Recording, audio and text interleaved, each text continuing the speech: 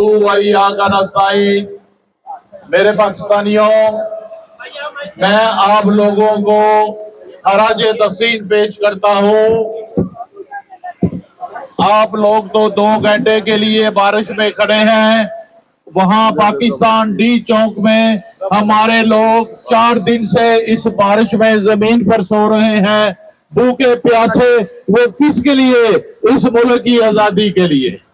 میرے بھائیوں، یہ ایک جہاد ہے جو ہم کر رہے ہیں، اور جب انسان جہاد کرتا ہے تو اس پہ مصیبتیں بھی آتی ہیں۔ میں اکثر شہباز گل صاحب کی مثال دیتا ہوں کہ وہ مرد مومن جب پاکستان میں پرائم منسٹر کے مشیر تھے تو ان پر کیا ظلم و ستم نہیں ڈھایا گیا، مگر وہ مرد مومن آج بھی خان صاحب کے ساتھ کھڑا ہے۔ ہم نے ان کے نقشے قدم پر چلنا ہے۔ میں قائد اعظم کا وہ میسج جو 1948 میں انہوں نے اس وقت کے آرمی چیف کو کہا تھا، you are servant of the country. آپ لوگوں کو ہم نے اپنے ملک کی حفاظت کے لیے یہ بندوق دی تھی، یہ اس لیے نہیں دی تھی کہ یہ بندوق آپ ہمارے اوپر ہی تان لیں۔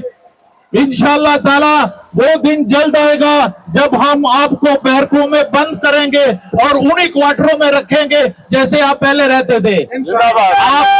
آپ یہ جو آسائشیں جو دیکھ رہے ہیں نا، یہ ہمارے ٹیکس کے پیسے ہیں۔ کتنی دیر اور چلے گا؟